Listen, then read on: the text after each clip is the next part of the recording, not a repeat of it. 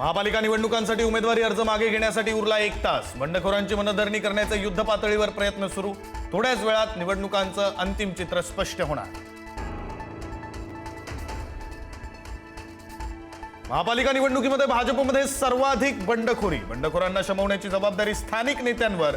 मुख्यमंत्र्यांचाही बंडखोरांशी संवाद। किती बंडखोर माघार घेणार? थोड्याच वेळात चित्र स्पष्ट होणार। महापालिका निवडणुकीच्या निकालापूर्वीच महायुतीची घोडदौड। महायुतीची 27 जागांवर बाजी।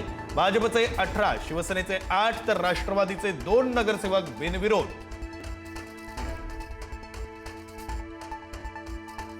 मनसे अध्यक्ष राज ठाकरे 20 वर्षांनंतर शिवसेना भवनामध्ये जाणार। 4 जानेवारीला शिवसेना भवनामध्ये राज आणि उद्धव ठाकरेंच्या उपस्थितीत वचननाम्याचं प्रकाशन। शिवसैनिक आणि मनसैनिकांमध्ये उत्साहाचं वातावरण।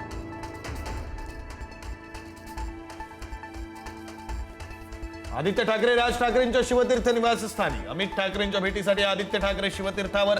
बैठकीनंतर आदित्य ठाकरे आणि अमित ठाकरे एकत्र सेना भवनवर जाणार। ठाकरे बंधूंच्या सर्व उमेदवारांना आज शिवसेना भवनामध्ये बोलावलं। दोन्ही पक्षाचे उमेदवार पहिल्यांदाच एकत्र येणार। उद्धव ठाकरे, आदित्य ठाकरे, अमित ठाकरे करणार मार्गदर्शन।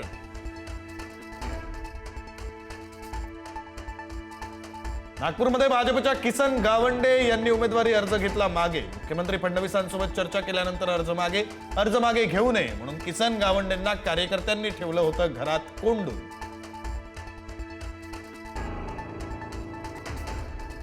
अजित पवार पत्रकार परिषदेतून पुणे पिंपरी चिंचवडचं व्हिजन मांडणार। पुणे पिंपरी चिंचवडमध्ये भाजप सत्ता। पत्रकार परिषदेतून अजित पवार भाजपवर टीकेची झोड उठवण्याची शक्यता। मुंबई महापालिकेसाठी उद्या महायुतीच्या प्रचाराचा नारळ फुटणार। मुंबईच्या वरळी डोममध्ये महायुतीची पहिली जाहीर सभा। मुख्यमंत्री फडणवीस, उपमुख्यमंत्री शिंदेंसह प्रमुख नेते राहणार उपस्थित।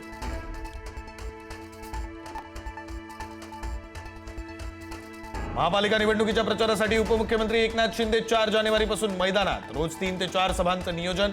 मुंबईमध्ये सभा घेऊन शिंदे प्रचाराचा नारळ फोडणार। खासदार श्रीकांत शिंदेही प्रचारात उतरणार।